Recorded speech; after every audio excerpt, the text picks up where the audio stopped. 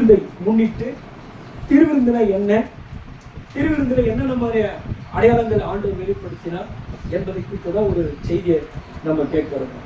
செய்தியுடைய தலைப்பு என்னன்னா, என்னை நினைவு கூறுங்கள் அப்படின்ற தலைப்புல நாம் கர்த்தருடைய வார்த்தையை கேட்கிறோம். சரி, இந்த நாள்ல திருவிருந்து அப்படின்னா என்ன, திருவிருந்துக்கு மாற்று பெயர்கள் வேதத்துல இருக்கிறதா, இதையெல்லாம் குறித்து பார்க்க.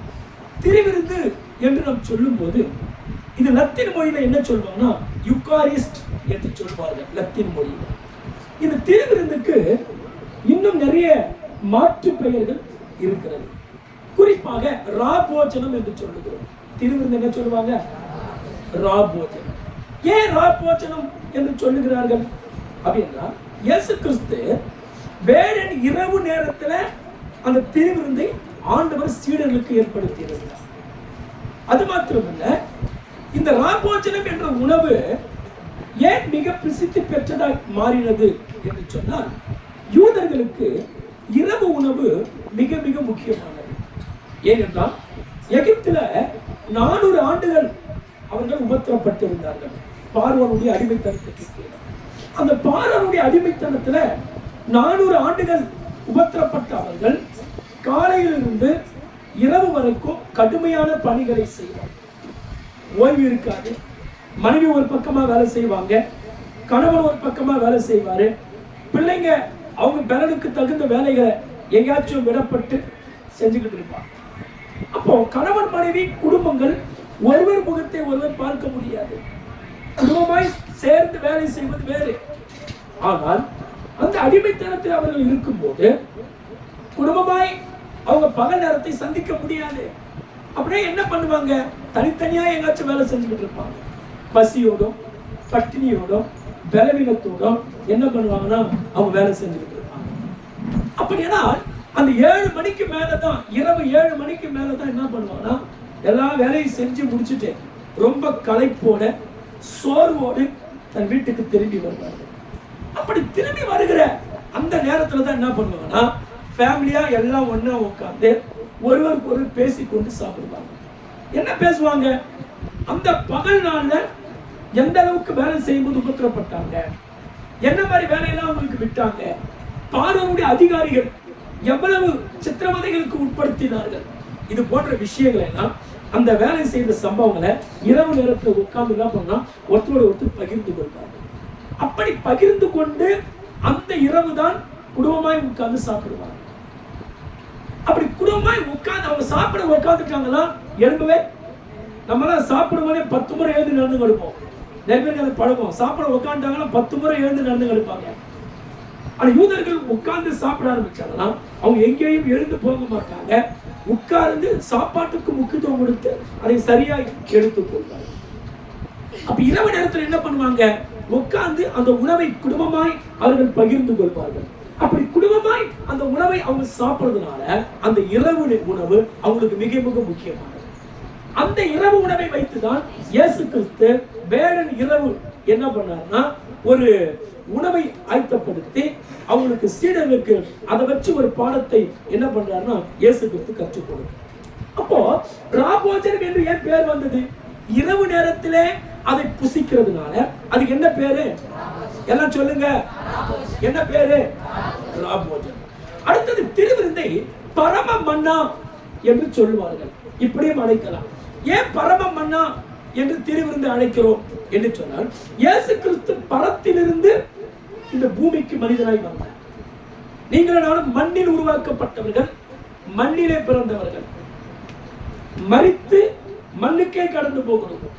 ஆனால் ஆண்டவர் இயேசு அப்படி இல்லை, விண்ணுலகத்தில் இருந்து மனிதனாய் அவதாரம் எடுத்து இந்த மண்ணுலகத்துக்கு உங்களை என்ன மீட்பதற்காக இயேசு வந்தார்.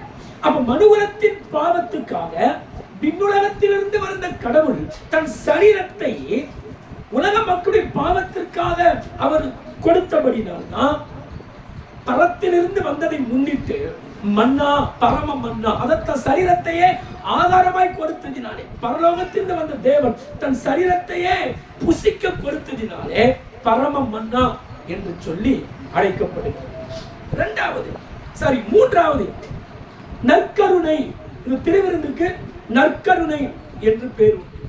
ஏன் நற்கருணை என்று சொல்லுகிறார்கள் என்று கேட்டால், தன்னுடைய நேசகுமாரனை, தனக்கு ஒரே பிரியமான நமது செல்ல குமாரனை நம்முடைய பாவங்களுக்காக, நம்மளாம் அக்கிரமக்காரர்களாக இருக்கையில் நீதி உள்ள நியாயாதிபதி, ஒரு பாவமும் அறியாதவர், நம்முடைய அக்கிரமத்தை போக்குவதற்காக நம்மீது இரக்கம் வைத்து அவர் தன்னையே இந்த உலகத்தில் சிலுவைக்கு தன்னை தந்தபடினால, அப்படிப்பட்ட ஒரு இரக்கத்து நிமித்தம் உண்டாக்கப்பட்டதுனால இதற்கு நற்கருணை என்று பெயர் வழங்கப்பட்டது.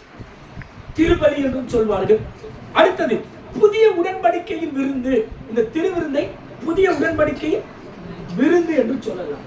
ஏன் பழைய உடன்படிக்கை என்றால் பழைய ஏற்பாடு காலத்துல ஆடுகளை பலியிட்டு அந்த ஆடுகளுடைய ரத்தத்தை எடுத்து வீட்டுடைய நிலைக்கால்களில் தெளிப்பார்கள். மிருகத்துடைய ரத்தத்தினாலே அடிமைத்தனத்திலிருந்து ஜனங்க வெளியே புறப்பட்டு வந்தார்கள். ஆனால் புது உடன்படிக்கையின் மத்தியஸ்தராகிய இயேசு கிறிஸ்து நமக்காக மாசற்ற பழுதற்ற ஆட்டுக்குட்டியாகிய இயேசு கிறிஸ்துவானவர் உங்களுக்காக எனக்காக தம் ரத்தத்தையே தந்து நம்மை மீட்டெடுத்ததினால இது புது உடன்படிக்கையின் விருந்து என்று சொல்லி அழைக்கப்படுகிறது.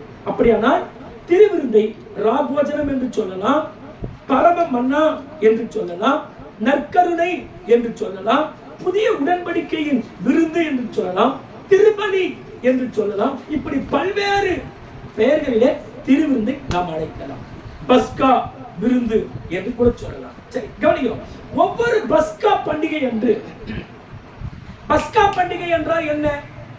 எகிப்திலிருந்து ஜனங்க பார்வோனுடைய அடிமைத்தனத்திலிருந்து ஆட்டுக்குட்டியின் ஆட்டை அடித்து அந்த ரத்தத்தை எடுத்து நிலைக்கால்களில் தெளித்து அது நிமித்தமாய் ஜனங்களை எகிப்திலிருந்து புறப்பட்டு மறுபடியாய் ஆண்டவர் செய்த அந்த நாள் பஸ்கா பண்டிகை. விடுதலை பெற்ற நாள், புதிய துவக்கம் தந்த நாள், அடிமைத்தனத்திலிருந்து மீண்டு விடுதலை பெற்று கானானுக்கு பயணம் செய்த நாள் தான் பஸ்கா பண்டிகை. இப்படி விடுதலையான அந்த நாளை ஒவ்வொரு வருஷமும் யூதர்கள் அதை தன் வீடுகளிலே நினைவு கூறுவார்கள். அந்த பண்டிகை எல்லாரும் என்ன பண்ணுவாங்க? பஸ்கா பண்டிகைக்கு ஆலயத்துக்கு போய் எல்லாரும் பலிகளை செலுத்தி அந்த பண்டிகையை விசேஷித்த வண்ணமாக அவங்க என்ன பண்ணுவாங்கன்னா கொண்டாடுவாங்க. இந்த பண்டிகை எப்பொழுது கொண்டாடுவாங்க பஸ்கா பண்டிகை என்று சொன்னால், நிசான் மாதம். இப்ப நம்ம சொல்றோம் இல்லையா, ஜனவரி பிப்ரவரின்னு சொல்லி, அது மாதிரி அவங்க நிசான் மாதம் 14ஆம் நாள் இந்த பண்டிகை என்ன பண்ணுவாங்கன்னா மக்கள் பஸ்கா பண்டிகையை அனுசரிப்பார்கள். அப்படி அனுசரிக்கும் போது இந்த பண்டிகை 7 நாட்கள் கொண்டாட வேண்டும். எத்தனை நாள்? எல்லாம் கவனிக்கணும். எத்தனை நாள்? 7 நாள் இந்த பண்டிகை கொண்டாடப்படும். 7 நாளும் விசேஷித்த விதமாக இந்த பண்டிகையை கொண்டாடுவார்கள்.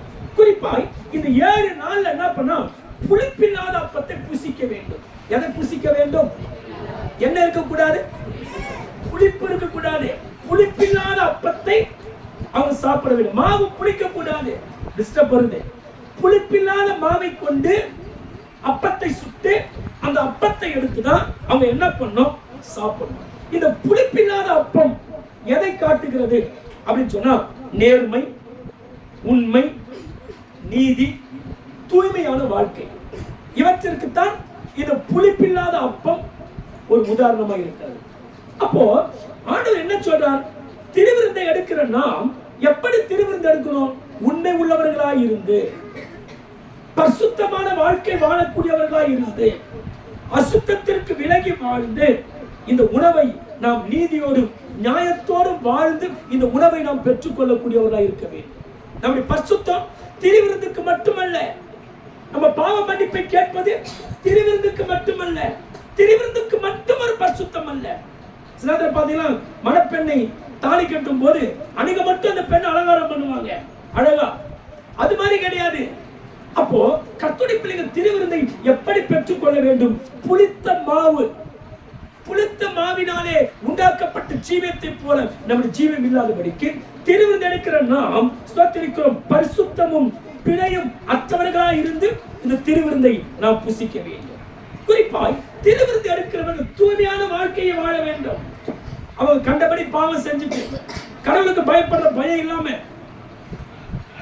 இஷ்டத்துக்கு வாழ்க்கை வாழ்ந்துட்டு சும்மா அந்த நேரத்துக்கு ஒரு மன்னிப்பு கேட்டுக்கிட்டு எல்லாருக்கும் முன்னாடி வைக்கப்படக்கூடாது என்று சாப்பிட்டு அப்புறம் போய் மறுபடியும் அந்த பாவத்தை செய்யக்கூடியவங்களா அவங்க இருக்கக்கூடாது.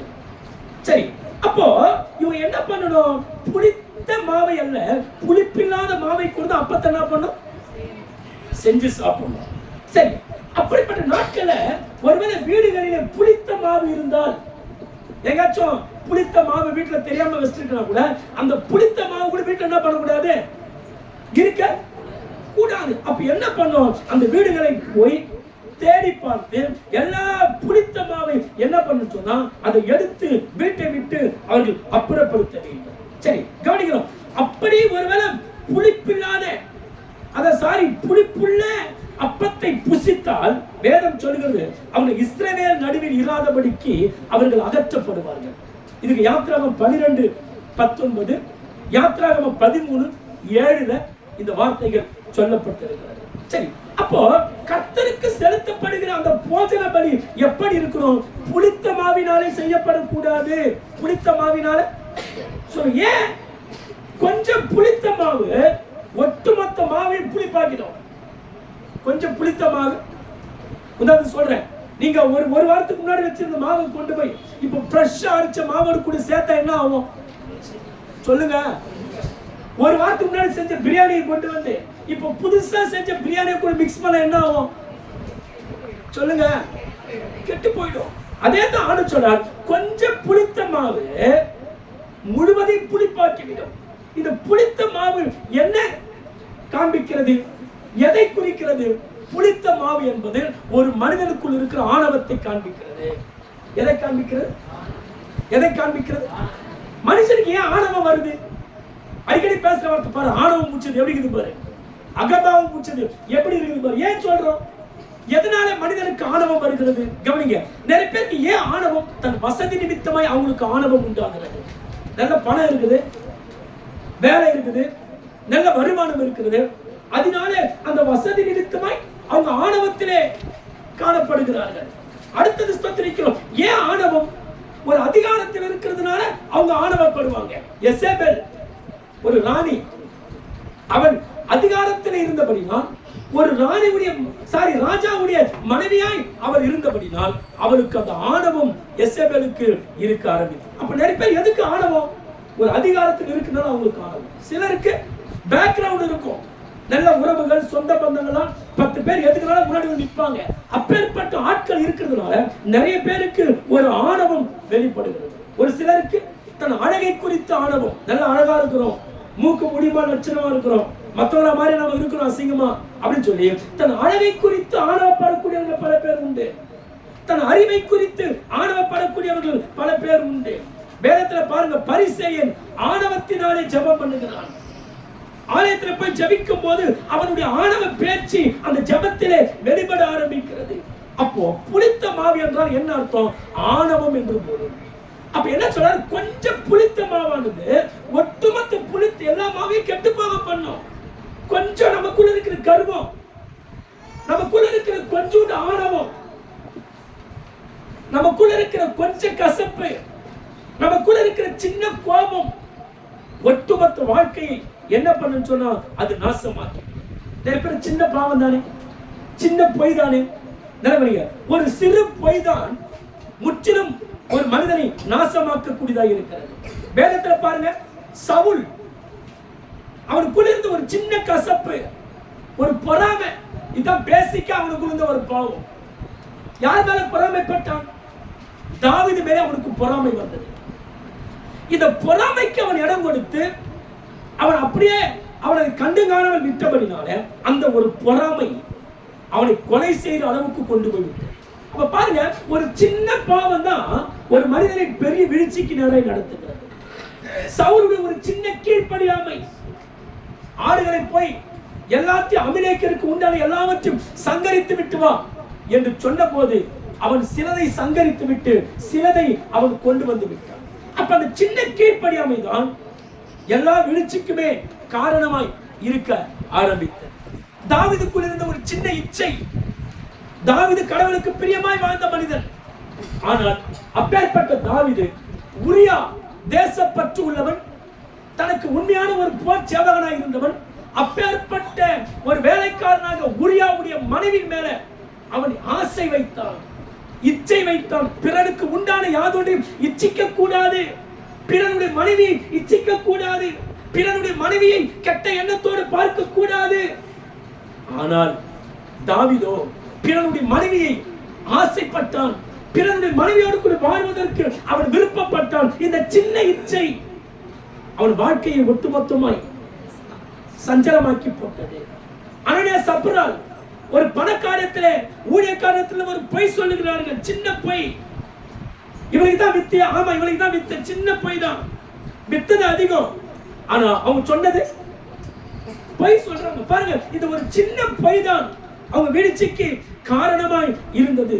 யூதாசுடைய துர்க்குணம், அவனுக்குள்ள அந்த கெட்ட குணம், அதுதான் இயேசுவை காட்டிக் கொடுத்து அவன் தற்கொலை செய்து கொண்டு மரிப்பதற்கே அந்த துர்க்குணம் ஒரு காரணமாக இருந்தது.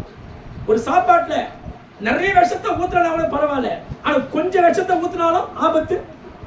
சொல்லுங்க, ஒரு சாப்பாடை போட்டு வச்சுட்டு கொஞ்சம் விஷம் எடுத்து அதுல ஊத்தி கொஞ்சம் தான் எனக்கு ஒண்ணுமே ஆகாது அப்படி சொல்ல முடியுமா? சிறு துளியும் பெரிய ஆபத்தை உண்டாக்கும். அதே போலதான் சின்ன பாவம், சின்ன பொய், சின்ன கீழ்ப்படியாமை, இது ஒட்டுமொத்த காரியங்களுக்கும் இது மிகப்பெரிய அச்சுறுத்தலை, ஆபத்தை அது உண்டாக்கிவிடும். ஆனால் கர்த்தருடைய பிள்ளைங்க, ஒரு சின்ன பொய் தானே நான் சொல்றேன், ஒரு சின்ன பாவம் தானே செய்யறேன், நான் இப்படி தானே கசப்புக்கு தானே இடம் கொடுக்கிறேன், நான் கொஞ்சம் பொறாமப்படுறேன், அவ்வளவுதானே. ஒரு சின்ன பொய் தான் ஒட்டுமொத்த வீழ்ச்சிக்கும் காரணமா. லோத்து தன் வீட்டிற்கு, லோத்துடைய வீட்டுக்கு தேவ தூதர்கள் வந்தபோது லோத்து எதை கொண்டு அப்பம் சுட்டாரோ, புளிப்பில்லாத அப்பங்களை சுட்டு அவருக்கு பரிமாறினார். எதுல? புளிப்பில்லாத மாவை கொண்டு அப்பங்களை சுட்டு பரிமாறினார். அதே நீங்கள் எந்தோர்ல அஞ்சலை பார்க்கிற ஒரு பெண் சவுல் கலங்கியிருக்கிறதை கண்டு அந்த சவுலுக்கு புளிப்பில்லாத அப்பங்களை அவன் சுட்டு கொடுத்தார் என்று சொல்லி 1 சாமுவேல் 28:24 பார்க்கிறோம். அப்போ புளித்த மாவு உடலுக்கு ஆபத்தை கொண்டு வரும், வயிற்றுக்கு பிரச்சனையை கொண்டு வரும். புளித்த மாவினாலே சாப்பிட்டு பாருங்க, அது வாமிட்டு வரும், வயிற்றுக்குள்ள கோளாறு உண்டாக்கும். அதே மாதிரிதான் புளித்த மாவு துர்க்குணம். எத்தனை பேர் புளித்த மாவுல தோசை சுட்டு சாப்பிட்டு வாந்தி எடுத்துக்கிறீங்க? எடுத்துக்கிறீங்களா? புளித்த குழம்பு சாப்பிட்டு வாந்தி பண்ண நிறைய பேர் இருக்கிறீங்களா? நிறைய பேர் செய்யறதுக்கு சோம்பேறி தானே படுங்க. 2 நாளைக்கு 3 நாள் வச்சு குழம்பு சூடு பண்ணி புளிச்சதை சாப்பிட்டு வாந்தி எடுத்துக்கிறதுக்கு எல்லாம் நிறைய பேர் இருக்கிறாங்க. அப்போ கொஞ்சம் புளித்த மாவு உடலை வேதனைப்படுத்தும், உடலை உபாதைக்குள்ளாக்கும். அதே பாவத்தான் துர்க்குணம், நமக்குள்ள இருக்கிற பொறாமை, இதெல்லாம் புளித்த மாவு கிடையாதும். நமக்குள்ள இருக்கிற கசப்பு, நமக்குள்ள இருக்கிற கோபம், இது எல்லாம் என்ன பண்ணும்? இது நமக்கு சரீரத்துல பாதிப்பை உண்டாக்கும், பாவத்தில் நம்மை கொண்டு போயிடும், நம்முடைய சமாதானத்தை கெடுத்துடும், நம்ம வாழ்க்கையில வேதனைகளை அது கொண்டு வந்துடும். அதனாலே ஆண்டவர் சொல்றார், புளித்த மாவை வீட்டுக்குள்ள என்ன பண்ணாதீங்க, வைக்காதீங்க. அதை தேடி கண்டுபிடிச்சு அந்த புளித்த மாவை நீங்கள் அகற்றி விடுங்கள். புளிப்பில்லாத மாவினாலே அப்பம் சாப்பிட்டா அது உங்கள் உடம்புக்கு நல்லது. பரிசுத்தமான வாழ்க்கை தான் நம்ம வாழ்க்கைக்கு நல்லது. இப்ப என்ன பண்ணுவாங்க இஸ்ரவேல் ஜனங்கள்னா, பஸ்காவை புசிக்கிற அந்த நாள்ல குடும்பமா உட்கார்ந்து சாப்பிடுவாங்க. என்ன பண்ணுவாங்க?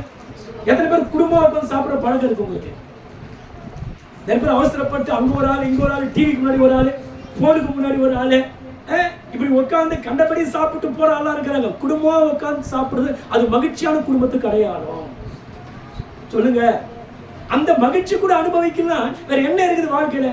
ஆனா குடும்பமா இருக்கிற நீங்க, கணவர் மனைவி பிள்ளைகள்லாம் எல்லா வேலையும் செஞ்சு முடிச்சுட்டு சாப்பாடுலாம் கொண்டு வச்சு குடும்பமா உட்காந்து பிரேயர் பண்ணிட்டு அழகா சாப்பிடுங்க, அது மிகுந்த மகிழ்ச்சி. அப்போ இஸ்ரவேல் ஜனங்க என்ன பண்ணுவாங்க?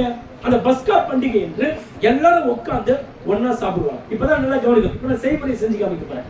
ஒரு பெரிய மேஜை, அந்த பெரிய மேஜையில இது மாதிரி நிறைய பாத்திரங்கள் இருக்கும். சும்மா அவங்க வச்சுக்கிறோம், நிறைய பாத்திரம் வச்சிருப்பாங்க. நமக்கு டேபிளும் கிடையாது, அதுக்கான பொருளும் கிடையாது. சும்மா ஒரு சின்ன ஒரு விளக்க ஒரு வச்சு ஒரு பெரிய மேஜை, அந்த மேஜைக்கு மேல சில உணவுகளை வைத்திருப்பார்கள். அது என்ன சொல்வாங்க எபிரேயத்துல? செடார் என்று அழைப்பார்கள். அதாவது அவங்க உணவருந்திர அந்த பஸ்கா மேஜைக்கு என்ன சொல்வாங்கன்னா செடார் என்று அழைப்பார்கள். என்ன சொல்லுங்க?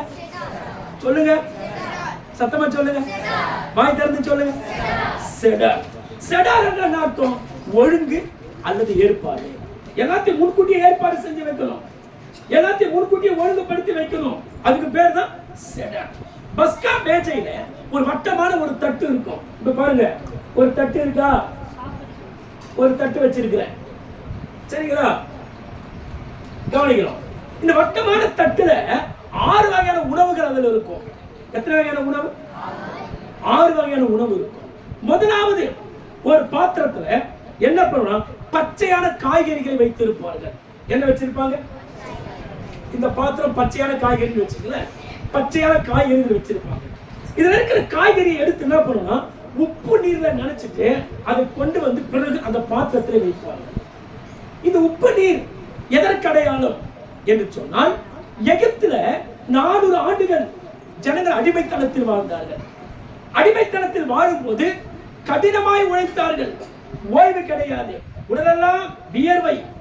ஒரு பக்கம் இப்படி கஷ்டப்படுறமே, என் பொண்டாட்டி எங்க கஷ்டப்படுறாலும், என் பிள்ளைங்க எங்க கஷ்டப்படுறாங்களோ என்று சொல்லி மனவேதனைப்பட்டு அவர்கள் சஞ்சலப்பட்டு கண்ணீர் வடித்தார்கள். அப்படியானால் அந்த உப்பு நீரை நினைத்தது எதற்கு அடையாளம் அப்படின்னு சொன்னா, நாங்கள் கடந்த காலத்துல வேர்வை செஞ்சு வேலை செஞ்சோம், கஷ்டப்பட்டு கண்ணீர் வடிச்சோம் என்பதை அவங்க நினைவு கூறுவதற்காகத்தான் அந்த சம்பவத்தை அப்படி செய்கிறார்கள். இரண்டாவது பாத்திரத்துல என்ன இருக்குன்னு சொன்னா, ஆட்டுக்குட்டியுடைய வறுத்த மாமிசம். நிறைய பேர் அவிச்சு, நிறைய பேர் பொரிச்சு சாப்பிடுவாங்க, சிலர் குழம்ப வச்சு சாப்பிடுவாங்க. ஆனா அந்த பாத்திரத்துல வறுத்த ஆட்டுக்குட்டியுடைய வறுத்த மாமிச துண்டு என்ன பண்ணிருப்பாங்க, அதுல வச்சிருப்பாங்க. அதுக்கு என்ன பேருன்னா, எபிரேயத்துல சுரோவா என்று சொல்வார்கள். என்ன சொல்லுவாங்க சொல்லுங்க? சுரோவா என்று எபிரேயத்துல சொல்லுவாங்க. கவனிங்க, இந்த ஆட்டுக்குட்டியுடைய இந்த கறி எதை காண்பிக்கிறது என்று சொன்னால், எப்படி எகிப்தில இருக்கும்போது ஆடானது அடிக்கப்பட்டு அந்த ரத்தத்தை எடுத்து நிலைக்கால்களை தெளித்து எல்லா ஜனங்களையும் கடவுள் காப்பாற்றினாரோ அதற்கு இது அடையாளம். அப்ப என்ன, எப்படியெல்லாம் கஷ்டப்பட்டோம்பா, எவ்வளவெல்லாம் கண்ணீர் வடிச்சோம், ஆனா கர்த்தர் நம்மளை காப்பாத்தினாரே என்று சொல்லி அதை என்ன பண்ணுவோம்னா அவங்க நினைச்சு பார்ப்பாங்க. அடுத்தது அந்த கறி சொத்திரம் எடுத்த பிறகு வறுத்த எலும்பு, அந்த வறுத்தாங்களே கறி பதிலா அங்க எலும்பு இருக்கும். இது எதுக்கு அடையாளம் சொன்னா, ஆயிரக்கணக்கான ஆண்டுகளுக்கு முன்பாக எகிப்து தேசத்துல உலர்ந்து போன சூழ்நிலையில காப்பாற்றுவார் இல்லாம சஞ்சலப்பட்டு வாழ்க்கை வறண்டு போயிருந்தது. ஆனா அப்பேற்பட்ட வறண்ட வாழ்க்கைக்கு ஆண்டவர் ஒரு புதிய துவக்கத்தை கொடுத்தார் என்பதை நினைவு கூறுவதற்காகத்தான் அப்பேற்பட்ட காரியத்தை செய்வார். அப்ப என்ன, நாங்கள் வறட்சியா வாழ்ந்தோம், ஆனா வனாந்தரமான எங்கள் வாழ்க்கையை, உணர்ந்து போன எங்கள் வாழ்க்கையை கர்த்தர் துளிர்க்க செய்தாரே என்று சொல்லி அதை நினைவு கூறும்படியாக அந்த கறி துண்டும் எலும்பு துண்டும் அங்கே வைக்கப்பட்டிருக்கும். நல்லா கவனிக்கணும். அதான் ஒரு பக்தர் ஒரு பாடல் பாடினார், பாலைவனமா இருந்த எங்களை சோலைவனமாய் மாற்றினீரையா,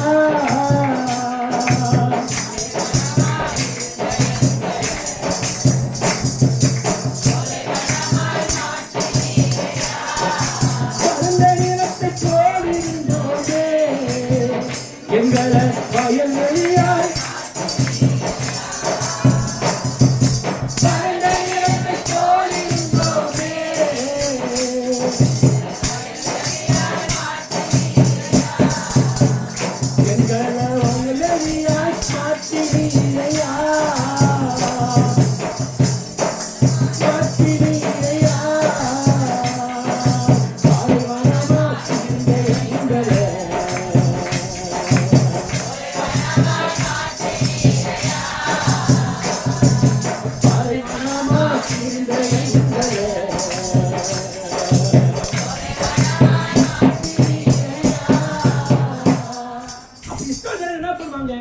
ஒவ்வொரு வருஷமும் வரும்போது அதை நினைச்சு பார்ப்பாங்க, எவ்வளவு வறட்சியான வாழ்க்கை வாழ்ந்தோம், எவ்வளவெல்லாம் கஷ்டப்பட்டோம், ஆனா அப்படி கஷ்டப்பட்ட நம்மளை கர்த்தர் கொண்டு வந்து இன்னைக்கு இவ்வளவு நல்லா வச்சிருக்கிறாருன்னு சொல்லி அவங்க நினைவு கூர்ந்து பார்ப்பாங்க. கவனிங்க, இஸ்ரவேல் மக்களை மாத்திரமல்ல, இன்றைக்கும் நான் வனாந்தரத்தில் இருக்கிறேன், என் வாழ்க்கை ஒரு வனாந்தரமா இருக்கிறது, என் வாழ்க்கை சஞ்சலம் நிறைந்ததா இருக்கிறது, இதுல ஒரு மலர்ச்சி இருக்காதா, இதுல ஒரு மேன்மை இருக்காதா என்று யோசிக்கிறார். இஸ்ராயேல் மக்களுக்கு செய்த அதே ஆண்டவரைத்தான் நீங்களும் நானும் ஆராதிக்கிறோம். அவரை காட்டிலும் ஆட்டுக்குட்டியின் ரத்தத்தினால் மீட்கப்பட்ட அவர்களுக்கே வனாந்தரங்களை கர்த்தர் மாற்றுவாரானால், இயேசு கிறிஸ்துவின் இரத்தத்தால் மீட்கப்பட்ட உங்களை என்னையும் கர்த்தர் வறட்சி நீக்காமல் இருப்பாரா என்பதை நீங்கள் எண்ணி பார்க்க வேண்டும். அடுத்தது மூன்றாவது பாத்திரத்துல கவனிக்கிறோம். மூன்றாவது பாத்திரத்துல முட்டை வைக்கப்பட்டிருக்கும். என்ன வைக்கப்பட்டிருக்கும்? எத்தனை பேருக்கு முட்டை பிடிக்கும்? கொடுக்க போறதுல இந்த சத்துணவு கிடையாது, இருந்தாலும் கேட்கிறேன், எத்தனை பேர் முட்டை பிடிக்கும்? சரி, ஒரு பாத்திரத்துல முட்டை இருக்கும். நல்லா கவனிக்கிறோம். இந்த முட்டை எபிரேயத்துல பெய்ட்சா என்று சொல்வார்கள். என்ன சொல்வாங்க? சொல்லுங்க. ஆமா, பெய்ட்சா என்று சொல்வார்கள். முட்டை ரெண்டு விதமான அர்த்தங்களை குறிக்கிறது. ஒன்று, முட்டை துக்கத்துக்கு அடையாளம். எதற்கு அடையாளம்?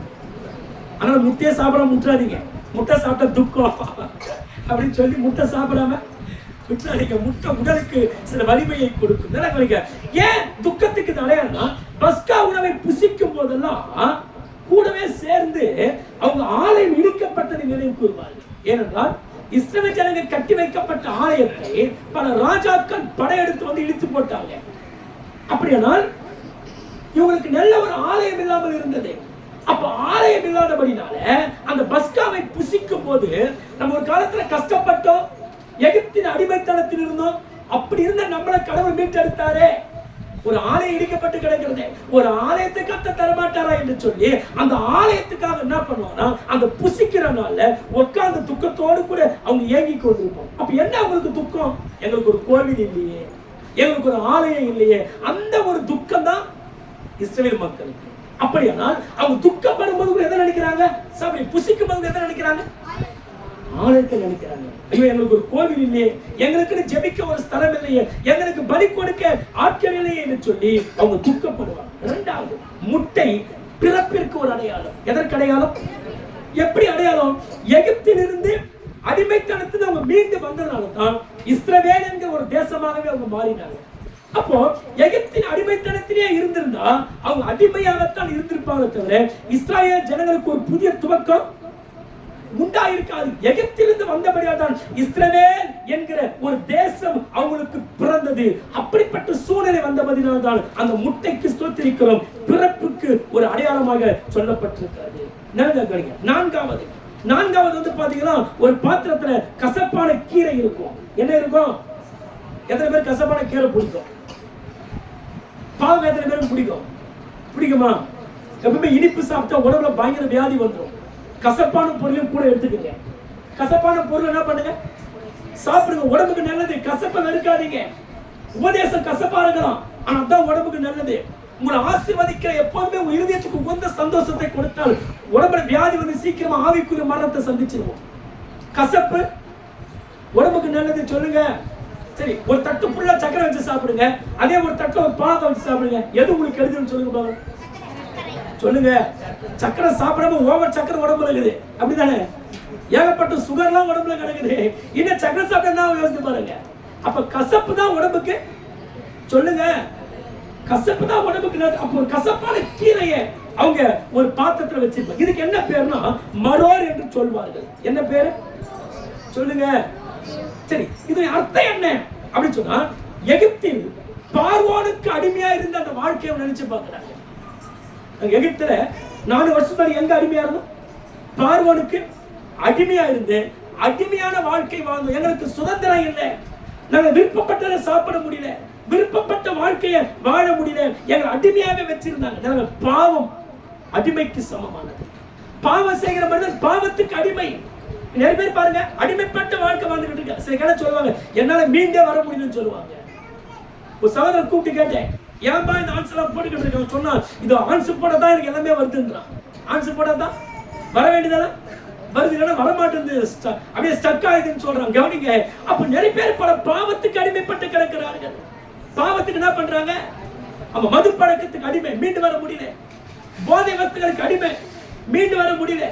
கள்ள தொடர்புகள் அடிமை, மீண்டு வர முடியல. அடுத்தது சொல்றேன், நிறைய பேர் செல்போனுக்கு அடிமை. செல்போன் இல்லாம நடக்கும் போது கூட போன் பார்த்து நடக்கிறான். எப்படி நடக்கிறான் மனுஷன்? நிமிந்து பார்த்ததே கிடையாது. அம்மாட்ட பேசும்போது போன் பார்த்துனே பேசலாம். அம்மாவை முகத்தை இருந்து பார்க்கறது நிறைய பேர். ஏன் பாஸ்டிக் அந்த நிலைமை தான். பாஸ்டிகிட்ட பேசணும் எப்படி பண்றான்? போன் பார்த்து தான் பாஸ்டிகிட்ட பேசுறான். நிறைய பேர் நடந்தா பார்த்தா கீழே கவுந்திலே போனா, நான் பார்த்தா போன் வச்சு இப்படியே கவுந்திலே போவோம். பள்ளங்கடா, மேடுகிட்டா, லாரி வருதா, பஸ் வருதா, ஒண்ணும் தெரியாது. நிறைய விபத்துக்கு என்ன காரணம்? காதுல 2 ஹெட்போன் மாட்டிக்கிறது, அப்புறம் இங்க வேற ஒண்ணு வச்சுக்கிறது, இங்க ஒண்ணு வச்சுப்பாங்க, காதுல 2 வச்சுப்பாங்க, இப்படியே பேசிக்கினே பின்னாடி அவன் பாடு பைத்தியக்காரமே 6 வச்சுக்கிட்டு இருப்பான். இவனுக்கு என்ன வந்தே தெரியாது, விபத்துல செத்து போறான். அப்போ என்ன காரணம்? நிறைய பேர் செல்போனுக்கு அடிமை. இவங்களால போனை கண்ட்ரோல் பண்ண முடியல, போன் இவங்களுக்கு கண்ட்ரோல் பண்ணுது. போனை இவங்க கட்டுப்படுத்த முடியல, போன் இவங்களை கட்டுப்படுத்துது. நிறைய பேர் போனுக்கு அடிமை, நிறைய பேர் சினிமாவுக்கு அடிமை. ரட்சிக்கப்பட்டு சினிமா பார்க்குற நிறைய பேர் இருக்கிறாங்க. என்ன ஒரு சினிமா தேட்டருக்கு போல, ஆனா போன்லயே பார்த்து முடிச்சிடறோம். என்ன பண்றோம்? எங்க பாக்குறோம்? சினிமா தேட்டர்ல போனா 20 ரூபாய், அதே நெட் போட்டா வீட்டுல அழகா ஜாலியா ட்ரெயின்ல போகும்போது பார்க்கலாம், டிவில போகும்போது உட்காரும் போது பார்க்கலாம், பைக் ஓட்டும் போது பார்த்துட்டு போகலாம். போனுக்கு அடிமை, சினிமாவுக்கு அடிமை, சீரியலுக்கு அடிமை. அப்போ பாவத்துக்கு அடிமைப்படுகிற வாழ்க்கையில மனநிறைவு இருக்காது. எப்பவுமே ஒரு மனிதன் பாவத்தில் அடிமைப்பட்டு விட்டால் அவன் வாழ்க்கையை கசப்பாகிவிட்டான். பாவத்தில் அடிமைப்பட்ட ஒரு மனிதனோடு ஒரு மனிதனை வாழ்வானால் அவன் வாழ்க்கை கசந்து கிடக்கும். யார் வாழ்க்கை கசப்பா இருக்கும்? பாவத்துக்கு அடிமைப்பட்ட ஒரு மனிதனோடு நீங்கள் வாழும்போது அந்த வாழ்க்கை நிச்சயமா உங்களுக்கு கசப்பா இருக்கும். பாவம் ஒரு கசப்பு. பாவம் ஒரு பாட்டு ஞாபகம் வருதுங்க, பாடுவா பாடுவா. யாருக்கு வேதனை, யாருக்கு துக்கம், யாருக்கு சண்டைகள், அம்மா யாருக்கு சண்டைகள், யாருக்கு புலம்பல், யாருக்கு தாள், யாருக்கு சிவந்த கண்கள், அம்மா யாருக்கு சிவந்த கண்கள், மதுவான இருக்கும் இடத்தில் தங்கி வாழ்வதற்கே தனக்குள்ள சாராயத்தை நானும் வாழ்ந்தே. யாருக்கு வேதனை, யாருக்கு துக்கம்,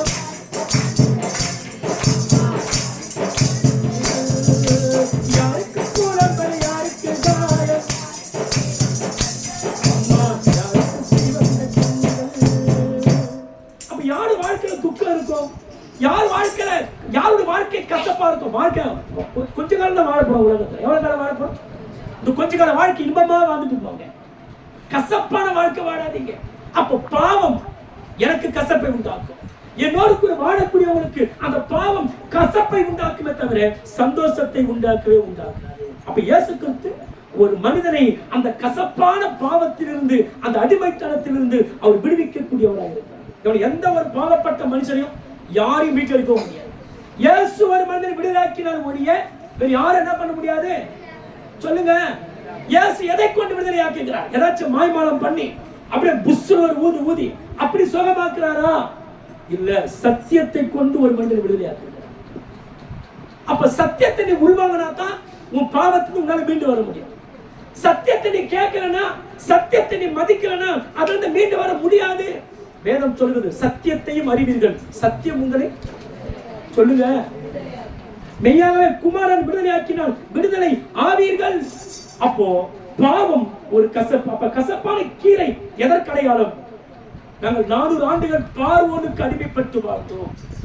அந்த அடிமைத்தனத்தில் வாழ்க்கை எவ்வளவு கசப்பா இருந்தது என்பதை நினைவு கூறத்தான் அவங்க என்ன பண்ணுவாங்க, அந்த கசப்பான கீரையை வைத்து அடுத்தது ஒரு தட்டுல கொத்தமல்லி இருக்கும், கவனிக்கிறோம். இன்னொரு இடத்துல என்னாச்சும் முள்ளங்கி இருக்கும்.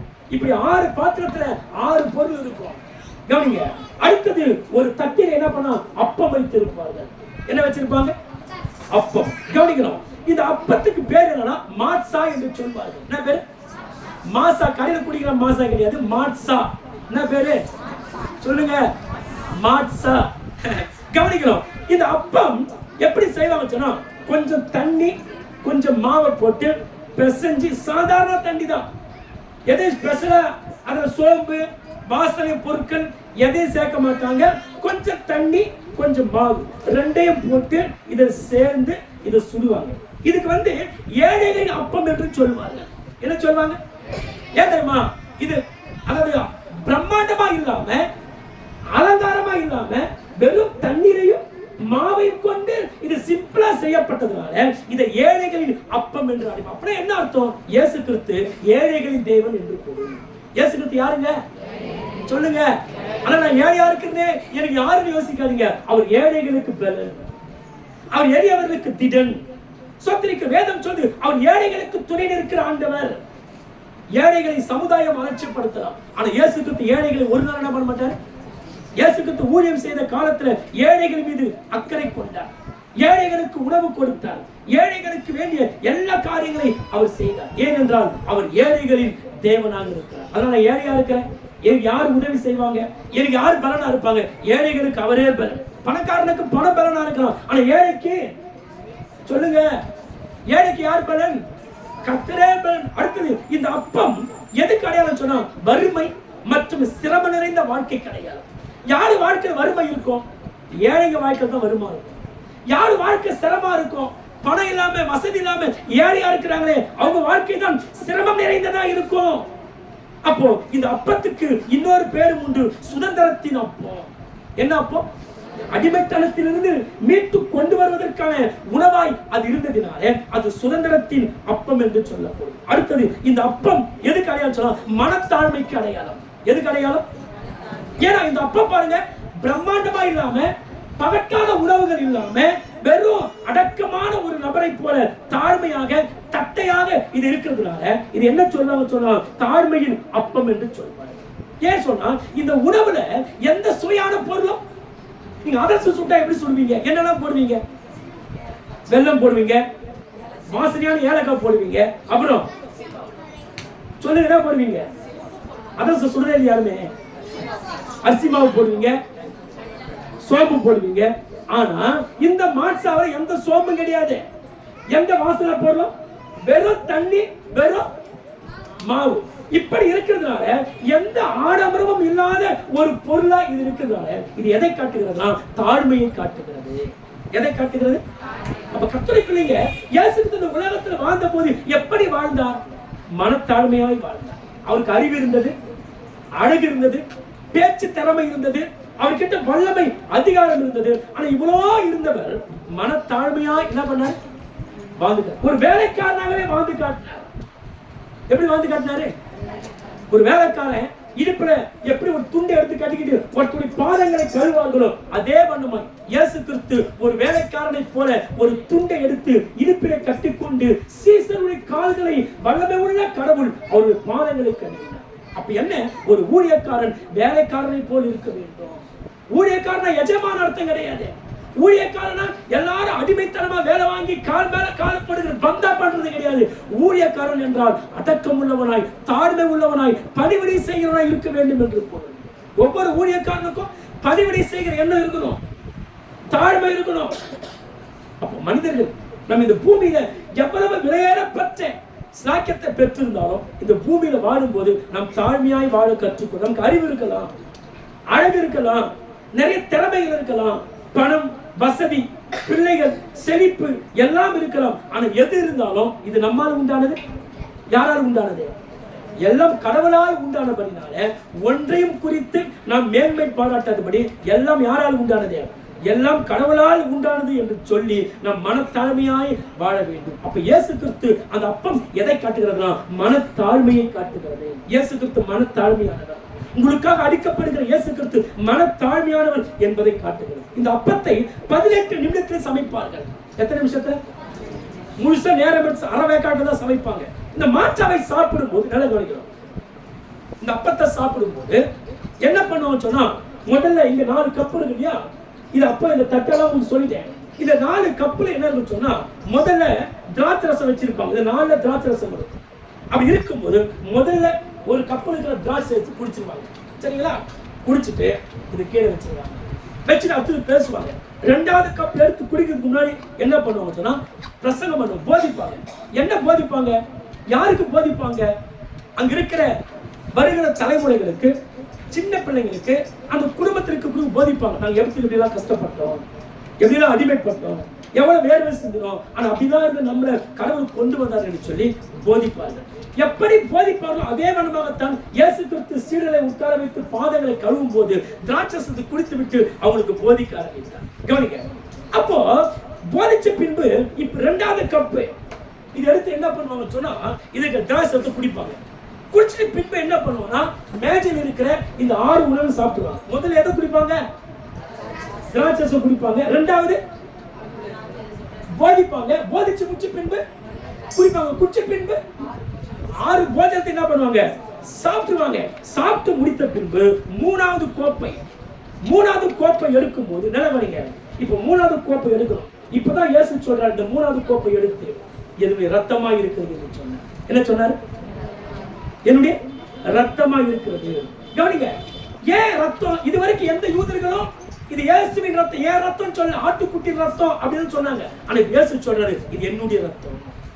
என்னுடைய, நீங்க 1 கொரிந்தியர் 11ஆம் அதிகாரத்துல பாத்தீங்கன்னா இந்த சம்பவத்தை திருவிருந்தை குறித்து பவுல் எழுதுவார். 1 கொரிந்தியர் புறஜாதிகளுக்கு எழுதப்பட்ட ஒரு புத்தகம். அப்ப புறஜாதிகளுக்கு எழுதும் போது இந்த ஒட்டுமொத்த டீட்டெயில் எழுதுறவங்களுக்கு புரியாது. அதனாலதான் பவுல் எல்லா டீட்டெயிலையும் கொரிந்தியருக்கு எழுதாம சிலதை மட்டுமே சொல்லுகிறார். அப்ப என்ன பண்ணுவாங்க? ஏனென்றால் ஸ்தோத்திரிக்கிறோம், இது யூதர்களுக்கு தெரியும், ஆனா புறஜாதிகளுக்கு தெரியாது. இப்ப என்ன பண்ணுவாங்கன்னு சொன்னா, இதை எடுத்து ஸ்தோத்திரிக்கிறோம், இயேசு சொல்றாரு, இது என்னுடைய ரத்தம் என்று சொல்லுகிறார். சொல்லி முடிச்ச பின்பு என்ன பண்ணுவாங்கன்னா, கவனிக்கணும்.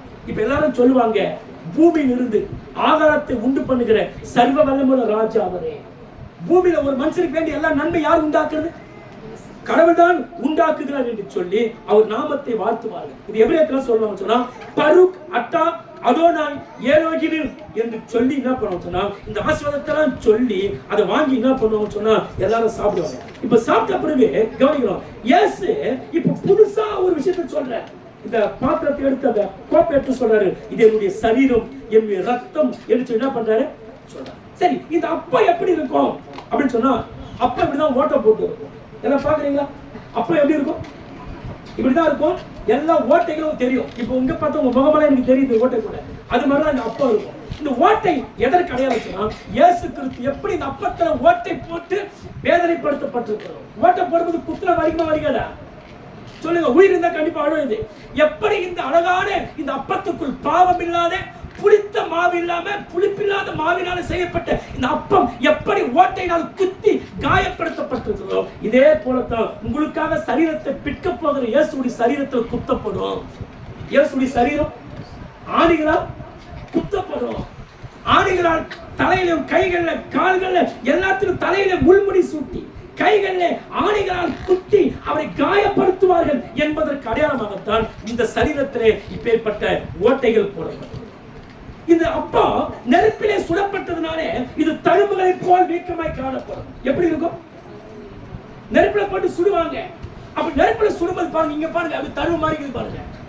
இந்த கடாயில போட்டு எடுத்தது, ஆனா நெருப்புல போட்டு எடுக்கும் போது இந்த ஆங்காங்க வீக்கம் கண்டு காயமா இருக்கும். அப்ப என்ன அர்த்தம்? இயேசு கிறிஸ்து உங்களுக்காக எனக்காக அவர் சிலுவையிலே குத்தப்பட இருக்கிறதுனால அவர் சரீரங்களிலே காயங்களை ஏற்பார். உங்களுக்காக எனக்காக உங்களுடைய பாவத்தை எந்த பாவத்தை சேர்ந்து அவர் சிலுவையிலே காயங்களை ஏற்றுக்கொள்வார் என்பதை இது காண்பிக்கிறது.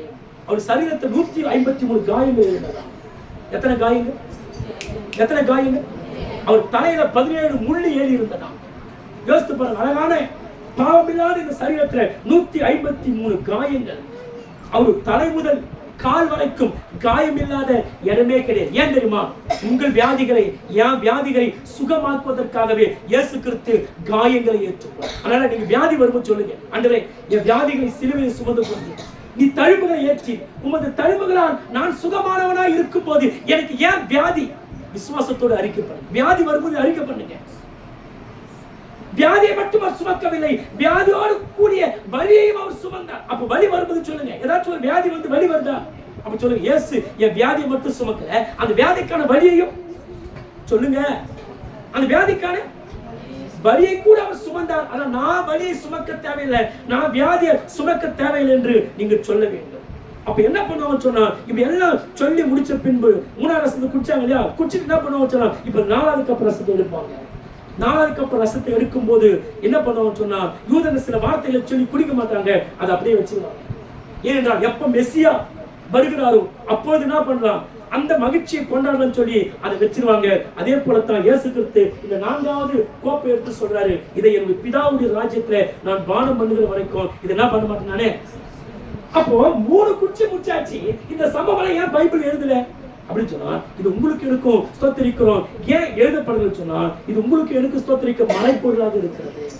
அப்ப 2 குறித்து அப்பத்தை கொடுத்தார் என்று எழுதப்பட்டிருக்கிறது. வாங்கி பானம் பண்ணுங்கள் என்று சொன்னார். அடுத்தது சொல்றாரு, இதை நம்ம ராஜ்யத்துல வருவர்கள் வரைக்கும் பானம் பண்ண மாட்டோம். ஏன் அப்படின்னு சொன்னா, இயேசு என்ன சொன்னாரு? மணவாளன் எப்போது ஒரு மணவாட்டி மெசியா வந்து எப்போது மணவாட்டியை சந்திக்கிறாரோ அப்போதுதான் அந்த திராட்சரசத்தை குடிப்பார்கள். அதே வண்ணமாகத்தான் இயேசு கிறிஸ்துவாகிய மணவாளன் மணவாட்டியாக திருச்சபைக்காக அவர் வந்து தனது மக்களை தம்மோடு கூட அழைத்துக் கொண்டு அவர் போகும்போதுதான் அந்த 4வது கோப்பையை அவர் என்ன பண்ணுவாரு, பானம் பண்ணுவார் என்ற அடையாளத்துக்காக அந்த காரியத்தை சொன்னார். கவனிங்க, இந்த காரியத்தை சொன்ன பின்பு இயேசு சொல்றாரு, இவங்க சொல்லி முடிச்ச பின்பு உங்களோடு இருக்கிற பந்தியிலே பங்கிடுகிற ஒருவன் என்னை காட்டி கொடுப்பான் என்று சொன்னார். இது யூதாசு ஏற்கனவே பிளான் பண்ணி வச்சுட்டு வந்திருக்கான்.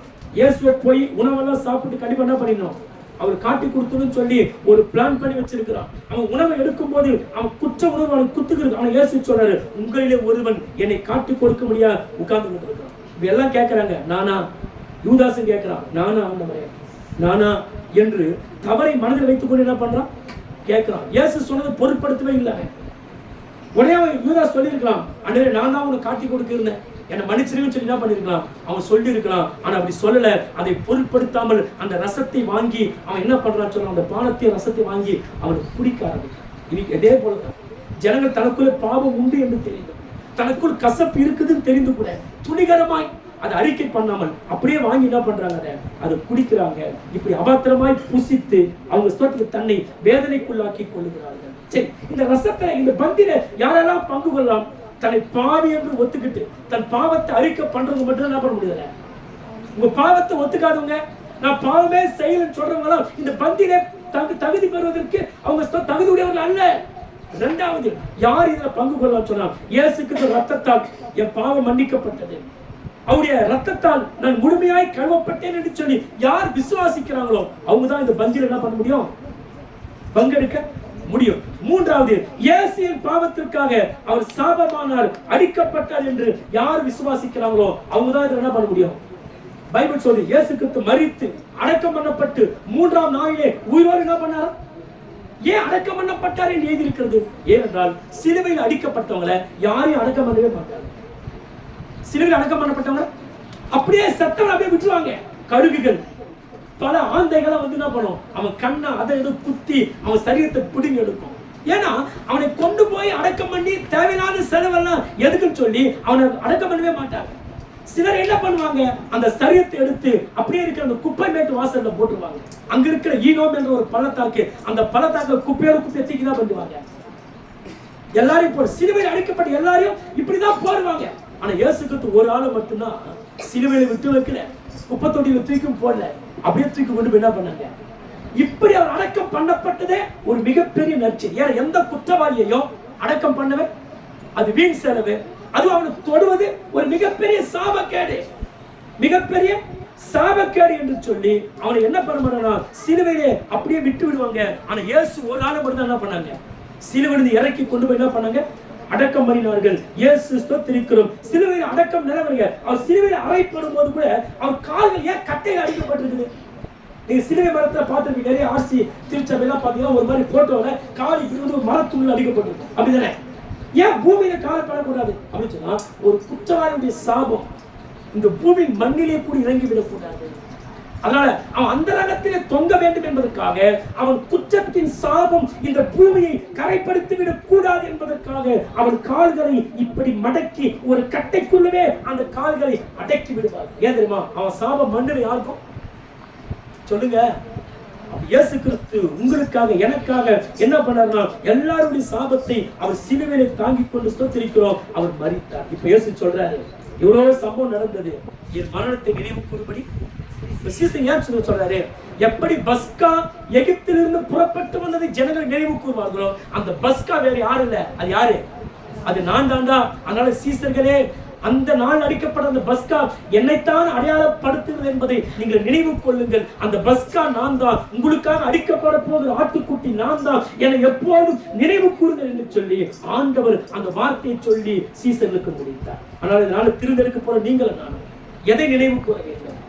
ஆண்டு உங்களுக்காக எனக்காக பாடுபட்டார், உங்களுக்காக எனக்காக ரத்தம் சிந்தினார், உங்களை அடிமைத்தன வாழ்க்கையை மீட்டுக் கொண்டு வந்தார். சாத்தானுடைய அதிகாரத்திலிருந்து உங்களை என்னை கர்த்தர் விடுவித்ததனால நீங்கள் ஒவ்வொரு முறையும் திருவெடுக்கும் போதெல்லாம், ஆண்டவரே என்னை காப்பாற்றினீர்களே, என்னை விடுவித்தீர்களே, இந்த பாக்கியத்தை எனக்கு தந்தீர்களே என்று சொல்லி அந்த சம்பவத்தை நினைவு கூறுங்கள்.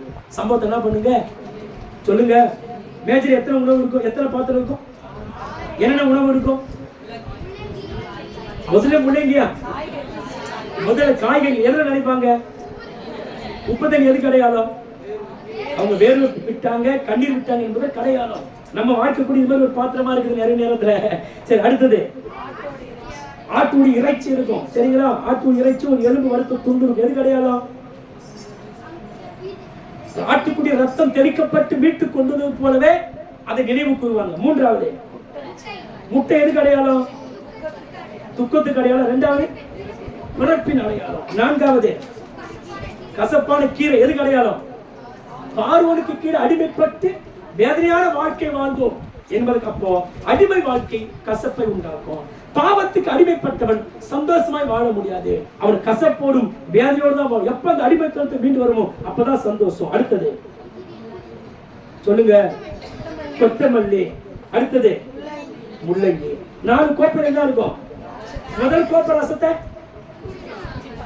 குடிப்பாங்க, குடிச்சுட்டு என்ன பண்ணுவாங்க? அடுத்தது போதிப்பாங்க, போதிச்சு முடிச்ச பின்பு அப்புறம் குடிப்பாங்க, குடிச்சிட்டு அப்புறம் போஜனம் பண்ணுவாங்க. பண்ணி முடிச்சுட்டு அடுத்தது இயேசு என்ன பண்றாரு? அப்ப எத்தனாவது பாத்திரத்தை இயேசு கொடுத்தாரு?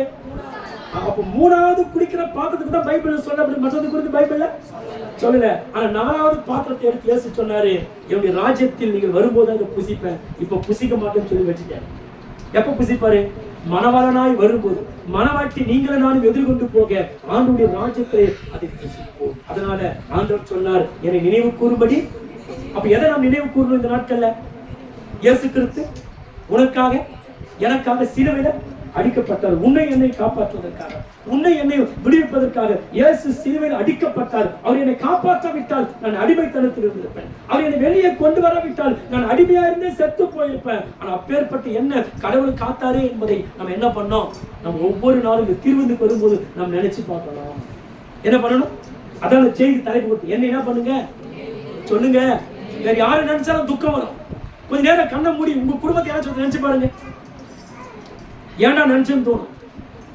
உங்க புருஷனை நினைச்சு பாருங்க, சே அந்த நினைக்க கூடாதுப்பா அப்படி தோணும். உங்க பிள்ளைகளை நினைச்சு பாருங்க, ஐயோ சனிய வாடுறது, அதை போய் நினைச்சா கொஞ்ச நேரம் சற்று நிம்மதியா இருக்க முடியாது. ஆனா இயேசு நினைச்சு பாருங்க, உங்க மனசுல ஒரு ஆறுதலா இருக்கும். உங்க மாமனார் மாமியார் நினைச்சு பாருங்க, உங்க கூட பொண்ணு நினைச்சு பாருங்க, ஐயோ எதுக்கு.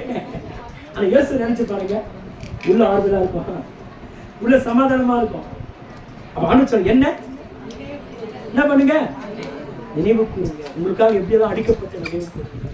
எல்லாம் புலங்கள் படிக்கலாம், எல்லாரும் முழங்கால் படி கண்களை